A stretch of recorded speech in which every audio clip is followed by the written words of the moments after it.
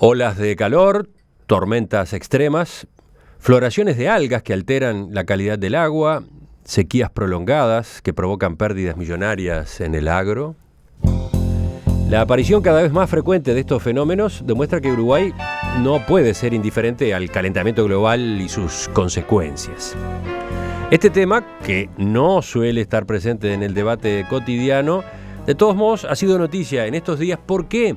Porque el gobierno hizo pública la posición que llevará Uruguay a la conferencia de la Convención sobre Cambio Climático de Naciones Unidas, que tendrá lugar en París del 30 de noviembre al 11 de diciembre. La presentación incluye las metas de reducción de emisiones de gases de efecto invernadero que nuestro país espera alcanzar en el año 2030. ¿Qué expectativas tiene Uruguay en esta cumbre que se viene? ¿Qué países pueden ser aliados en una posición común? Bueno, de estos temas vamos a conversar en los próximos minutos con Ramón Méndez, doctor en física, que fue director nacional de energía en el periodo de gobierno anterior y que hoy se desempeña como presidente del Sistema Nacional de Respuesta al Cambio Climático. Doctor Ramón Méndez, buen día, gracias por acompañarnos. Buen día, y realmente es un gran placer estar aquí en esta nueva casa en perspectiva. Lo mismo digo, aquí estamos estrenando la primera entrevista después de mucho tiempo, ¿no? En esta nueva etapa, así es. Y en esa nueva responsabilidad suya. Los oyentes tienen presente su actuación anterior, entonces creo que capaz que es bueno empezar explicando qué es esto, qué es el Sistema Nacional de Respuesta al Cambio Climático. Como el cambio climático era un hecho, como usted decía, que ha tocado al mundo, pero en particular toca particularmente a nuestro país, en el año 2009, en el primer gobierno del doctor Tabaré Vázquez, se definió una nueva institucionalidad bien interesante, que es vista del exterior como algo llamativo e interesante, como decía, que es esta Sistema Nacional de Respuesta al Cambio Climático. Es un espacio de coordinación transversal entre 6 o 7 ministerios, más el Congreso de Intendentes, más algunos otros organismos como el Sistema Nacional de Emergencia o el INUMET, que lo que busca justamente es coordinar las políticas públicas en relación a la lucha contra el cambio climático. Y la lucha, la respuesta al cambio climático, como es el nombre oficial, implica dos cosas. En primer lugar, contribuir como país a la reducción de las emisiones de gases de efecto invernadero, es decir, lo que genera el cambio climático, pero al mismo tiempo adaptarse a las modificaciones que ya están ocurriendo y que ya están impactando. Esa doble expresión, mitigación al cambio climático y adaptación al cambio climático, es la principal responsabilidad en la coordinación de las políticas públicas que tiene el sistema. Así que entonces es una coordinación. Sí. No es, desde el punto de vista institucional, no es algo rígido, formal. Sin embargo, sí es algo rígido formal, es decir, sí hay sí existe, hay un decreto que lo creó, se determina cómo se integra su grupo de coordinación, o sea, es algo formal. Está bien, la precisión vale, pero mi comentario venía a cuento de que en el proyecto de ley de presupuesto está prevista la creación de una Secretaría Nacional de Ambiente, Agua y Cambio Climático. ¿Qué diferencia hay con la institución que hoy usted está presidiendo? Bueno, el presidente claramente, desde la campaña electoral, pero incluso en su discurso inaugural el 1 de marzo en la televisión, planteó con claridad que su preocupación por el cambio climático iba a ser prioritaria en su segundo periodo de gobierno. Esta secretaría, entiendo yo, que la planteó incluso en su discurso el 1 de marzo, es su forma política de respuesta, entiendo yo, una valorización del tema.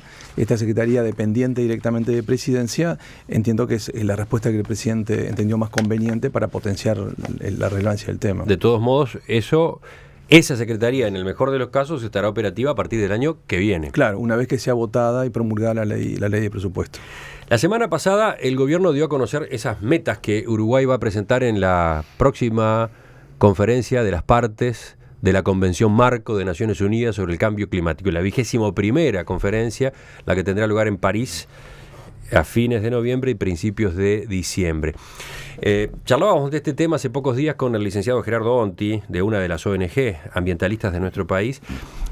Allí quedaba claro que lo que se busca, lo que se espera para París es firmar un acuerdo vinculante que reduzca las emisiones globales para limitar su efecto sobre el calentamiento global. Y hay un objetivo muy concreto, que es que la temperatura global no suba más de 2 grados a lo largo de este siglo. eso es a grandes rasgos, ¿verdad? Lo que se espera de una cumbre como esta. Uruguay, ¿cómo se moverá allí? ¿A qué va Uruguay a esa cumbre? Bueno, Uruguay va a varias cosas. Lo primero y más importante es a contribuir a que exista un acuerdo vinculante para todos los países. Es decir, al mundo, es un tema que trasciende estrictamente a nuestro país, al mundo, al planeta, la forma de vida que conocemos. Es extraordinariamente relevante que frenemos lo que está ocurriendo debido a la propia actividad humana, fundamentalmente en las últimas décadas. Entonces, generar un acuerdo entre todos los países es uno de los objetivos claros a los que va a intentar contribuir nuestro país. Y acá es un tema importante que quiero mencionar. El cambio climático no tiene nada que ver con las formas tradicionales de impacto del hombre sobre el ambiente, porque en general esos impactos están limitados a un determinado radio alrededor de donde se produce ese impacto sobre el ambiente. El agua, el aire, el suelo. Pero el cambio climático es completamente diferente. Lo que hace Tailandia influye sobre Tanzania, y eso realmente es muy particular. Es decir, si hay un solo país del mundo que no accede a controlar este tema, nos perjudicamos todos. Y en la historia lo que ha pasado es que unos pocos países han sido los que han generado la mayor cantidad de emisiones, y somos todos los países los que lo estamos sufriendo. Entonces, el primer objetivo para Uruguay es que exista un acuerdo vinculante en París que nos de alguna forma ordene la cancha y nos ayude a todos a hacer una cosa mejor. Ese es el primer punto. Sí, pero por otro lado, Uruguay lleva compromisos. ¿Cómo se entiende esta otra parte? Claro, porque en la reunión número 19 de la Convención hace 3 años se estableció que en París se iba a llegar a intentar llegar a un acuerdo vinculante. Para eso, todos los países se comprometían a entregar cuáles serían sus metas tentativas de reducción de emisiones al año 2030. ¿Para qué? Porque colocados arriba de la mesa cuáles son los compromisos o las contribuciones que haríamos los diferentes países, veríamos, haciendo la suma, si estamos lejos o estamos cerca de la meta, de reducir lo que tenemos que reducir para llegar a esa meta primaria de no aumentar más de 2 grados la temperatura global del planeta. ¿Por qué todo esto? Bueno, porque se da un hecho bastante inusual en la diplomacia internacional, que es que hay un organismo creado en el año 88 que se llama el IPCC, que es un organismo creado por Naciones Unidas, que reúne a los principales científicos del mundo que trabajan en relación al tema climático. No solamente el tema físico climático, sino también a las consecuencias sociales, productivas, económicas, etcétera, etcétera, todas las implicancias del cambio climático.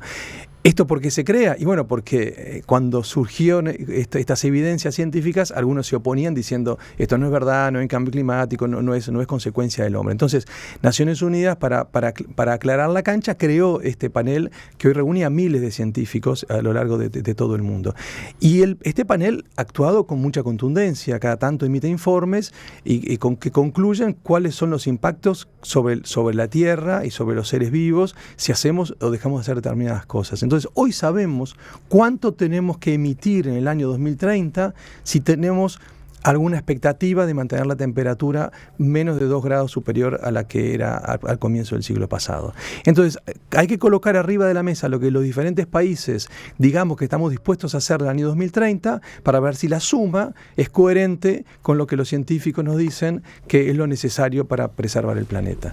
Entonces, eso fue lo que hizo Uruguay, al igual que los demás países. Estamos en la última etapa de la consulta pública y antes del 30 de septiembre tenemos que enviarlo a la Secretaría de la Convención para que haga el análisis conjunto de todas estas contribuciones. Vamos a ver enseguida cuáles son esos compromisos, cuáles son esas metas que Uruguay entiende puede cumplir para el año 2030, y después me gustaría analizar cómo se prevé que sean las negociaciones en París.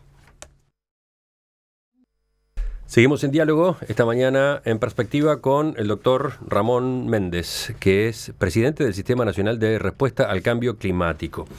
Nos interesa ver ahora el documento que se dio a conocer la semana pasada, Contribución prevista nacionalmente determinada. Ese es el título. Sí, es el título, el nombre en la traducción del inglés. Está bravo el título. Está bravo el título, sí. Bueno, después señala, asumiendo una proyección de su actual matriz productiva sin transformaciones estructurales, Uruguay prevé aportar a los esfuerzos internacionales de mitigación mediante las siguientes contribuciones. Y ahí Si nuestro oyente va a la primera página de este documento, se encuentra con un cuadro donde se explicitan los aportes de nuestro país para reducir las emisiones de gases de efecto invernadero, anhídrido carbónico, metano, óxido de nitrógeno. Son tres grandes categorías, ¿no? Sí, son esos tres gases que explican el 99% de las emisiones de gases de efecto invernadero mundiales. ¿Podemos detallar entonces en cada uno de ellos qué es lo que Uruguay entiende que puede hacer?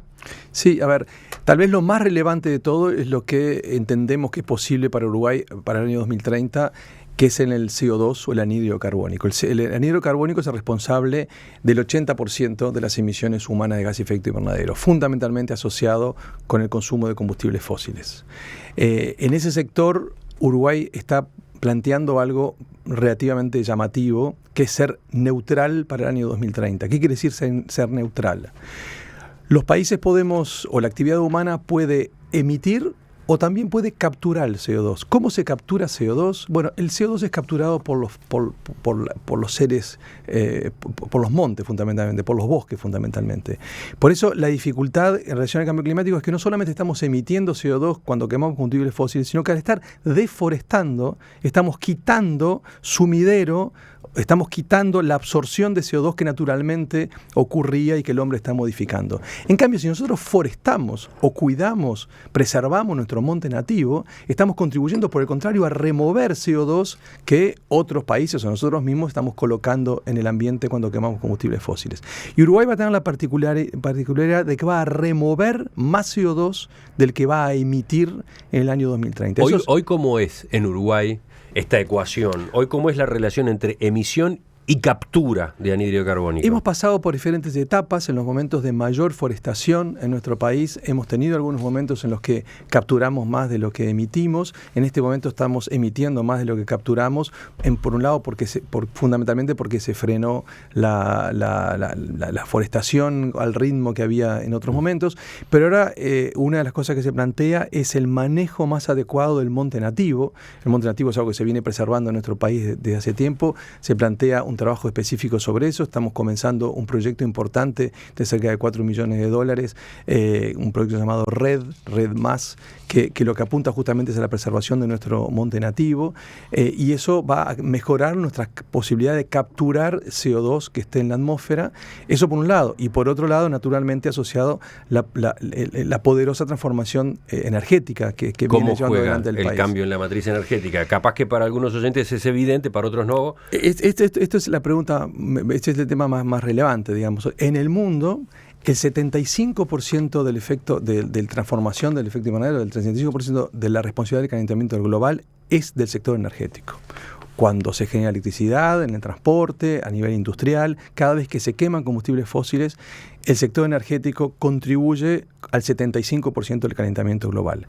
En nuestro país, debido a la transformación energética que está ocurriendo, la que ya ha ocurrido y la que está ocurriendo en este momento, en el año 2017 las emisiones van a ser tan bajas, porque reducimos mucho el uso de combustibles fósiles a partir de las energías renovables que se están instalando, va a ser tan bajas las emisiones que van a ser del orden de 30 veces menores del promedio mundial. Es decir, vamos a emitir solamente el 3%, 30 veces menos de lo que es el promedio a nivel mundial. O sea, aquello que en el mundo es la principal preocupación, nosotros la tenemos muy resuelta o muy avanzada en lo que tiene que ser un nuevo modelo de desarrollo muchísimo más bajo en combustibles fósiles y basado en las energías renovables. Esas consideraciones valen especialmente para las modalidades de generación de energía eléctrica, sí, en nuestro país. Sí. Por ejemplo, teniendo en cuenta el avance que ha tenido la energía eólica, o la energía la biomasa, solar fotovoltaica, que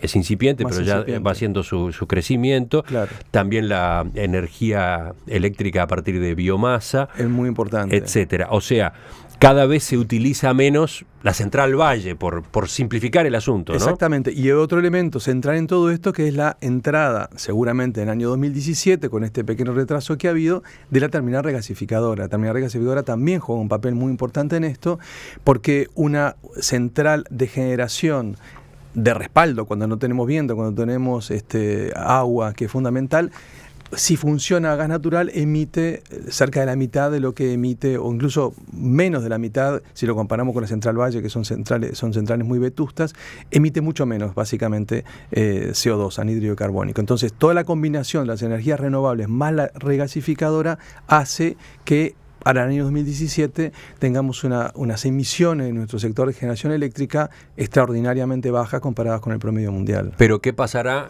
mientras tanto con otros sectores de actividad que también expulsan, generan CO2? Pienso concretamente en el transporte. Bien, pienso en los automóviles y pienso en los ómnibus y pienso en los camiones. Claro.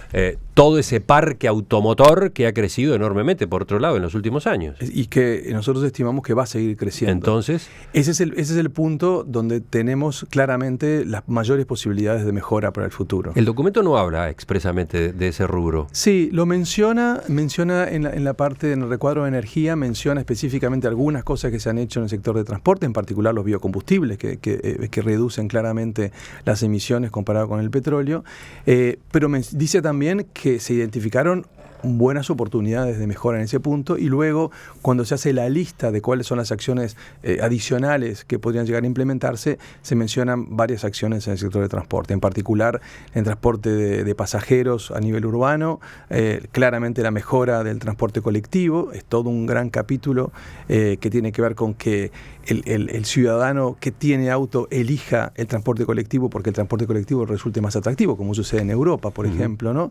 Pero también implica transformaciones en el transporte de carga, el transporte multimodal, el ferrocarril, el transporte fluvial particularmente.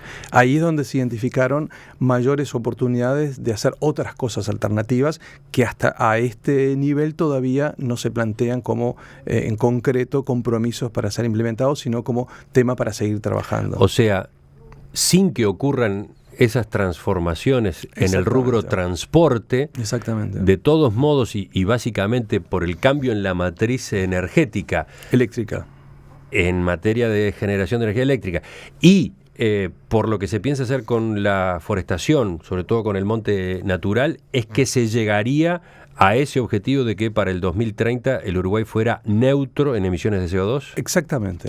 Toda esa combinación, a pesar de que todavía no se han puesto, o sea, no se han planteado como contribuciones concretas medidas en el transporte, a pesar de eso, de todas formas, se consigue Uruguay un modelo de desarrollo que de alguna forma es a lo que tenemos que apuntar en el mundo, que seamos neutros en emisiones de CO2, que no modifiquemos el efecto invernadero emitiendo gases de efecto invernadero. Quiero señalar también que hay un tercer sector energético, no solamente la generación de electricidad, que en el mundo es el principal sector. La generación de electricidad es el principal problema, con el carbón en China, en Europa, en muchos lugares, en países en desarrollo también.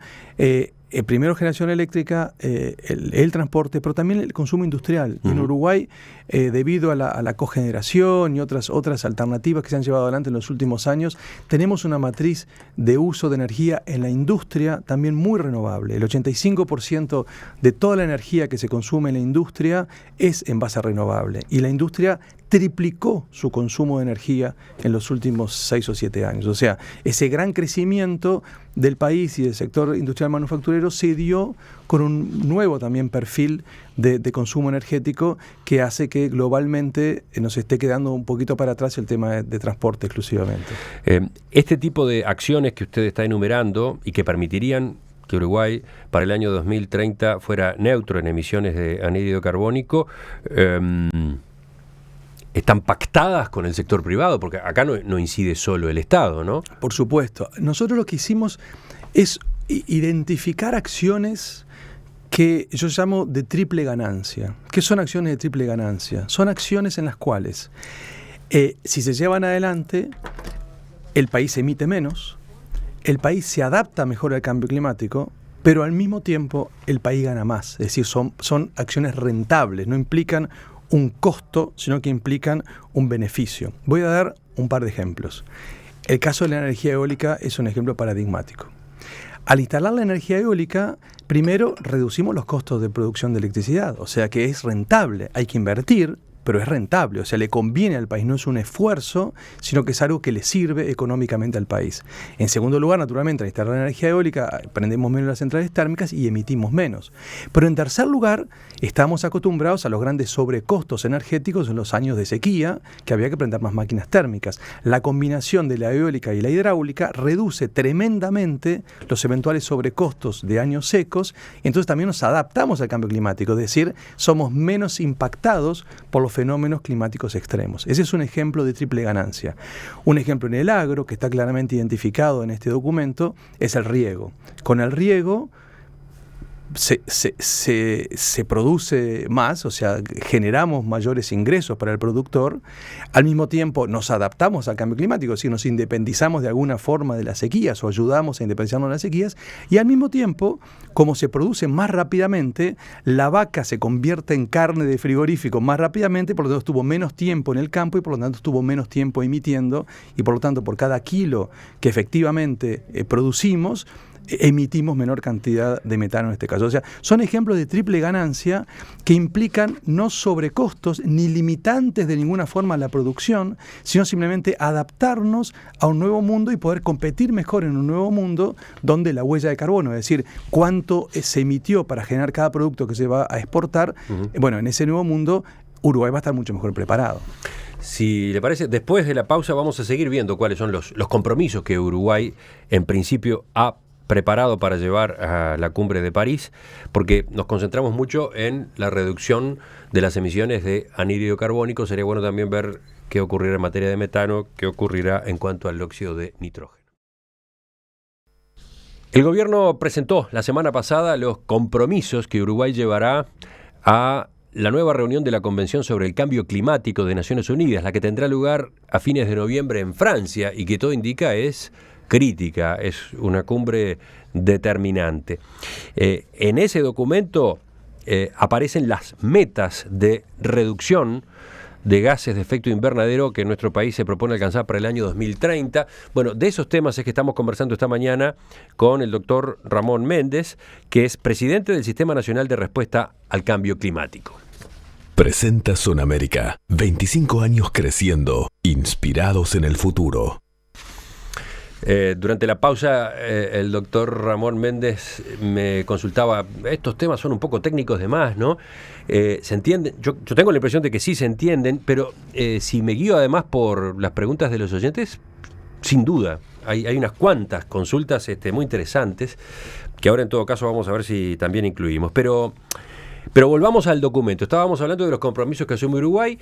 Nos concentramos mucho en los que se compromete a hacer nuestro país en cuanto a reducción de emisiones de anhídrido carbónico. Pasemos a otro de los gases de efecto invernadero, pasemos al metano.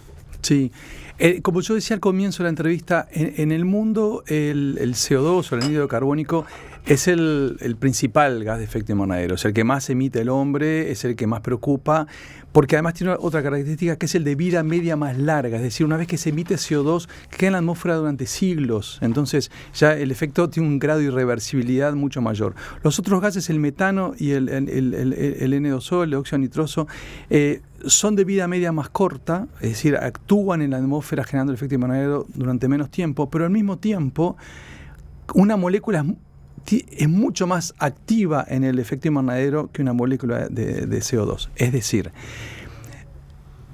por cada molécula de metano que yo largo en la atmósfera, genero el mismo impacto sobre el efecto invernadero que si tirara 20 moléculas de CO2. Entonces, si bien se emite mucho menos metano y óxido nitroso, la preocupación es porque tiene un efecto más importante. Y lo que resulta es que estas dos moléculas, el metano y el óxido nitroso, son las que surgen fundamentalmente del sector agrícola-ganadero. En el mundo, el sector agrícola-ganadero representa no más del 15% de las emisiones, pero nuestro país es completamente diferente, es radicalmente diferente. Uruguay es un país productor de alimentos, el 70% de nuestras exportaciones están directa o indirectamente relacionadas con la producción de alimentos.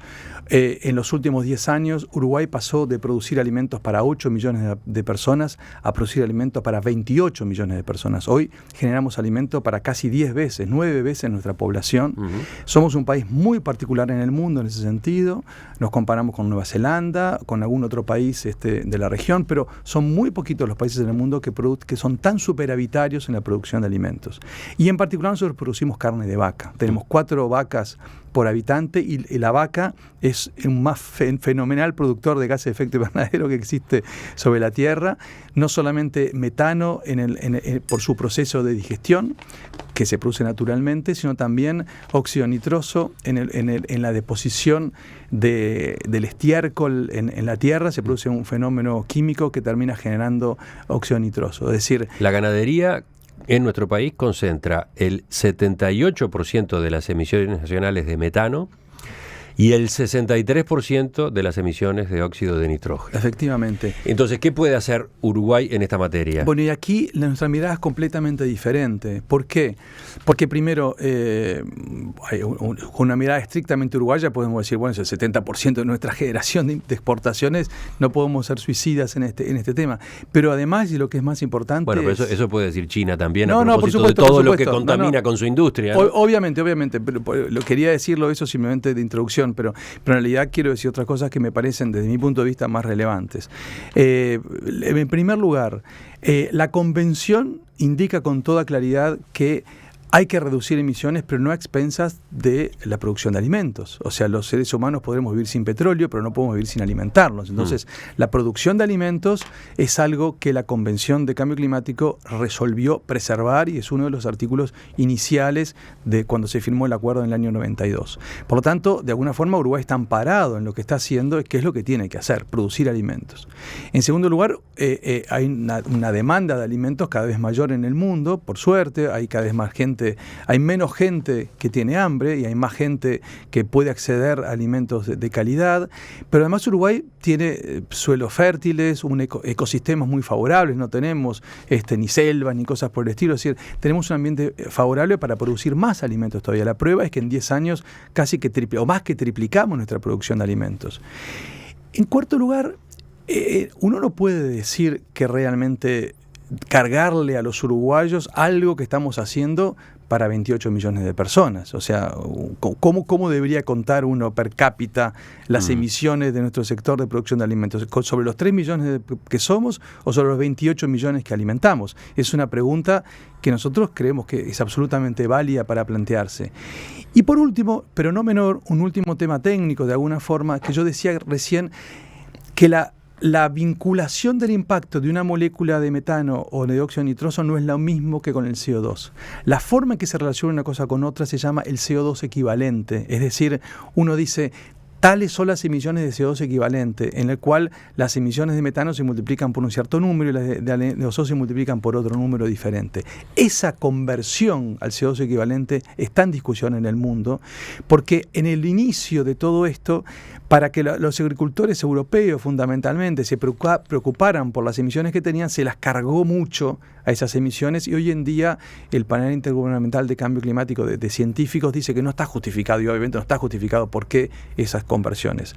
Nosotros formamos parte de los países que cuestionan esa conversión porque castiga particularmente a estos gases y es un tema que está abierto a discusión en este momento en el mundo, sobre todo porque... Me suena a una buena defensa de un abogado. Bueno, lo es también, naturalmente, ¿no? Como que están argumentando para que a Uruguay no se lo castigue con exigencias muy fuertes en esta materia. Lo es, no hay duda de que lo es, no solamente Uruguay, sino otros países productores de alimentos, pero amparados nuevamente en 2 datos científicos importantes. Uno, que no está determinado este tema y los científicos dicen que eso hay que volver a discutirlo, que no está determinado, está dicho explícitamente por los propios organismos de Naciones Unidas que hay que volver a discutirlo. Y por otro lado, lo decía yo también al comienzo del bloque, creo, la vida media, una vez que queda en el aire, una vez que queda en la atmósfera una molécula de CO2, sobrevive siglos, mientras que el metano y el N2O tienen una vida media mucho más corta. Entonces, la preocupación es primero concentrémonos y generemos prioridades en reducir aquellos de vida media más larga. Después tendremos tiempo de ver qué pasa con esto. Y por último, vuelvo al elemento crucial. Podemos vivir sin petróleo, pero no podemos vivir sin alimentos. O sea, y entonces, a partir de todos estos argumentos, de todos modos, Uruguay tiene que presentar compromisos. ¿Cuáles son en esta materia? Claro, bueno, gracias por hacerme volver a la pregunta. A ver, el hecho que uno pueda hacer estos análisis no quiere decir que no tenga que generar compromisos. Y el compromiso de Uruguay es muy claro. El compromiso de Uruguay es: nos comprometemos o queremos trabajar para reducir la intensidad de emisiones. ¿Qué quiere decir la intensidad de emisiones? Que cada kilo de producto alimentario que produzcamos tenga por detrás la menor cantidad de emisiones. O sea, seamos cada vez más eficientes en generar alimentos con la menor cantidad de emisiones posibles. Y entonces, por ejemplo, son las metas se propone para el año 2030, en cuanto a producción de carne vacuna, reducir 33% la intensidad de emisiones respecto del kilo de carne. Ese es un ejemplo bien concreto, ¿no? Sí. ¿Cómo se va a lograr una cosa así? Bueno, fundamentalmente como co-beneficio, como yo decía, actividades que llamamos de triple ganancia, ¿no? Que yo llamo de triple ganancia. Por ejemplo, hablaba del riego, pero hay otra estrategia, otra acción de mucho mayor impacto, que es el manejo de las pasturas. Con pastos más largos, con un manejo de los potreros diferentes, los pastos pueden crecer más. Se deja crecer más los pastos antes de que sean atacados por los animales. Al crecer más, tiene mayor superficie, por lo tanto hace más fotosíntesis, por lo tanto genera mayor cantidad de alimentos y por lo tanto el animal, cuando lo va a comer, aprovecha mayor energía en la misma cantidad de superficie.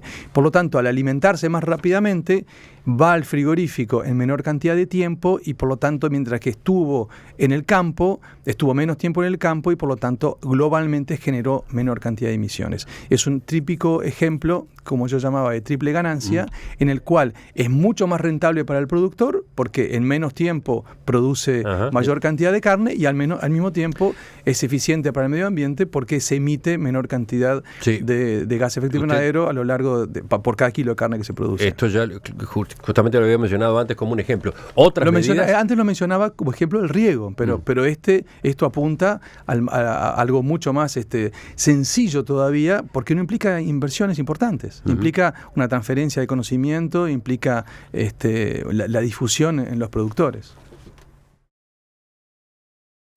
Venimos conversando con el doctor Ramón Méndez a propósito de los compromisos que Uruguay prevé llevar a esta nueva reunión de la Convención sobre el Cambio Climático de Naciones Unidas en París a fines de noviembre y principios de diciembre. Sobre todo los compromisos en cuanto a reducción de las emisiones de gases de efecto invernadero. Ya veíamos algún detalle, nos quedó afuera ver específicamente el caso del óxido de nitrógeno, pero algo fue dicho al pasar. De todos modos, voy a consultas de los oyentes. Dice Mariana: con lo caro que es producir cualquier cosa en Uruguay, la adecuación a normas para disminuir el impacto ambiental de las emisiones industriales de cualquier tipo debería estar favorecida económicamente de alguna forma por el Estado. No puede ser una imposición que le genere gastos solo al empresario. No hay absolutamente duda, no podemos estar más de acuerdo con Mariana. Ese es el tema justamente lo vuelvo a decir. Lo que buscan, primero, no se trata de poner normas, ni de prohibir, ni de poner multas, ni de hacer nada por el estilo, sino que lo que se trata es tratar en conjunto con los empresarios, y sin que implique ningún tipo de sobrecostos para ellos, tratar de llevar adelante nuevas estrategias de desarrollo que impliquen, antes que nada, aumento de la rentabilidad, mayores ingresos y que tengan como co-beneficios el hecho de reducir emisiones y adaptarse a un nuevo mundo. Pero hay que hacer otra reflexión. El mundo va a cambiar, es inevitable. Podemos quedar adentro o quedar afuera. Si seguimos con una forma de producción en la cual no nos importa las huellas de los productos que generamos, tenemos mucha menos chance de ser exitosos en ese nuevo mundo. ¿Qué quiere decir? Porque ahora puede pasar, cada vez más se penaliza aquellos productos que no cuidan su impacto ambiental. Puede pasar de dos formas: o a través de los acuerdos que penalicen específicamente los productos de exportación que tengan que tengan alto contenido de emisiones. Ese es uno.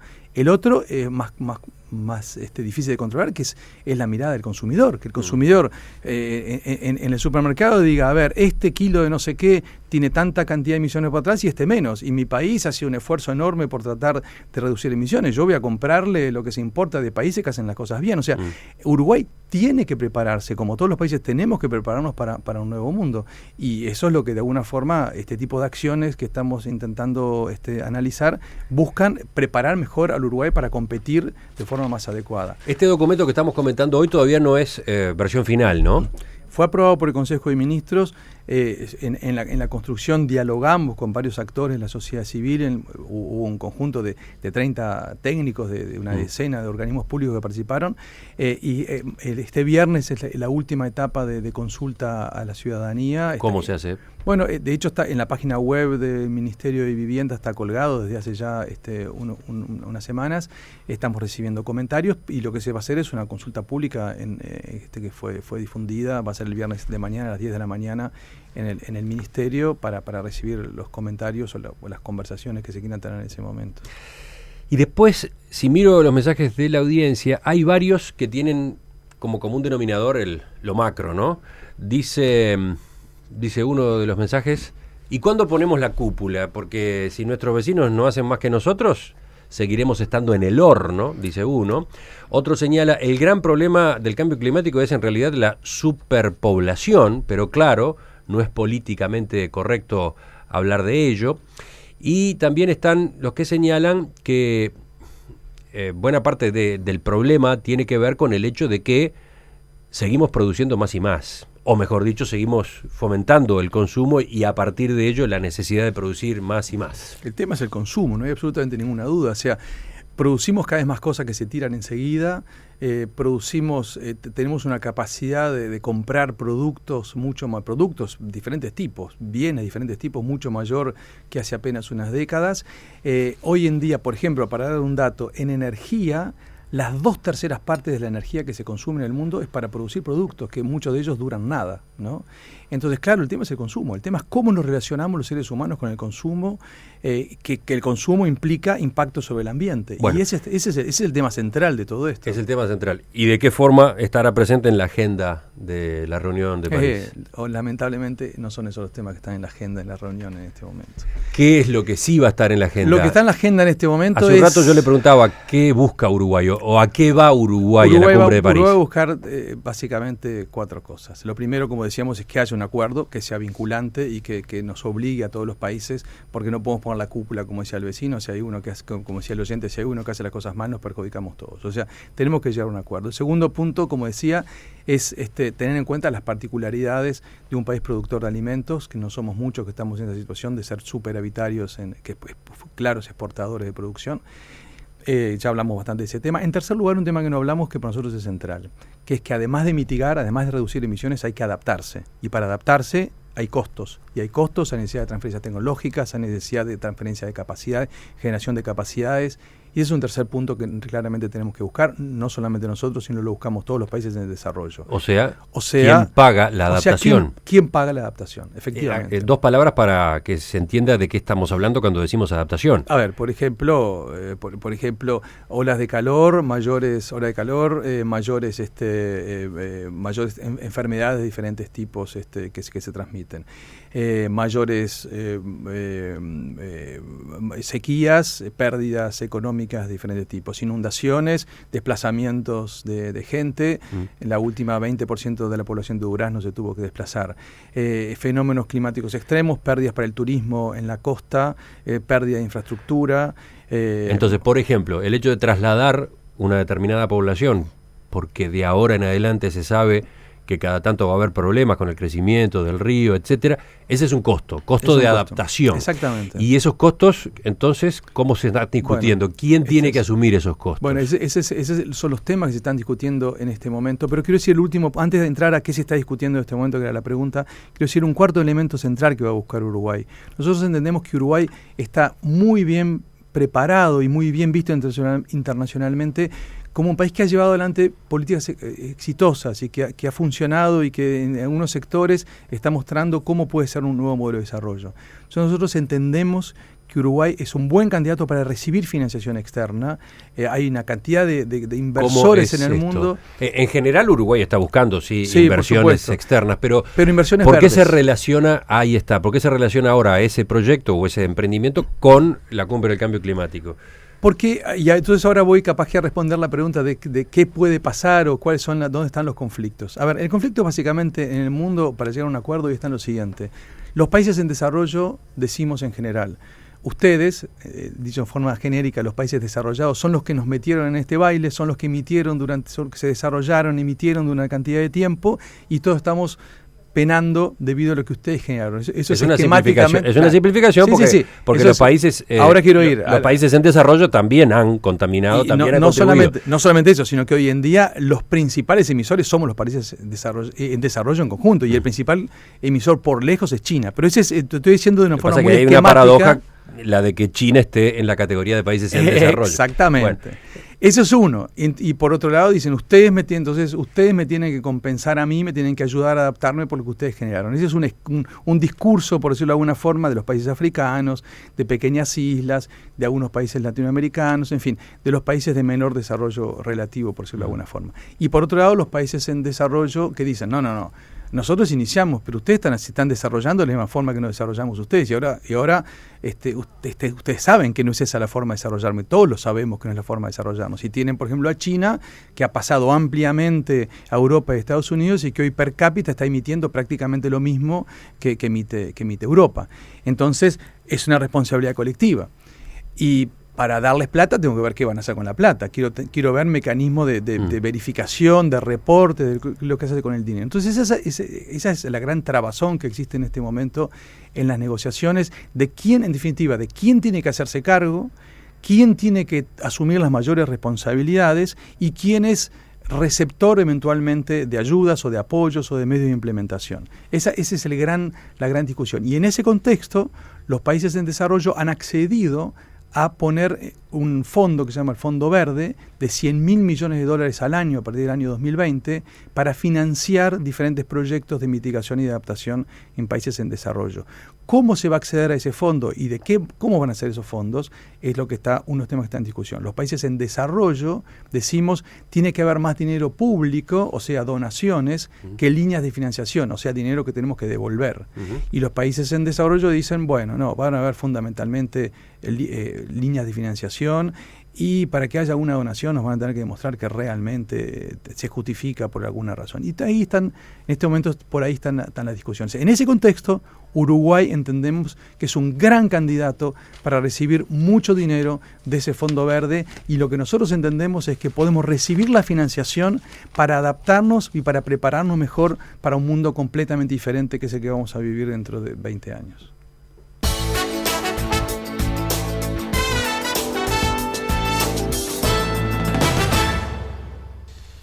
Doctor Ramón Méndez, presidente del Sistema Nacional de Respuesta al Cambio Climático, le agradezco que nos haya acompañado esta mañana, y por supuesto que esto último que acaba de señalar queda para otra entrevista, ¿no? Ese es el gran tema, porque París es un camino, pero ahora viene la construcción de un nuevo modelo de desarrollo en nuestro país, que estamos trabajando con la OPP en función de las medidas de planificación y por supuesto con los diferentes ministerios. O sea, cómo Uruguay se desarrolla de una forma diferente y por eso se prepara mejor para un nuevo mundo y puede subir capaz que 20 o 30 escalones en la escalera de desarrollo, porque otros patrones de desarrollo son los que van a prevalecer. Lo retomamos en cualquier momento. Un gusto haber estado aquí en este nuevo estudio, en este nuevo espacio, con el éxito de siempre. Volvemos enseguida con la mesa de este martes.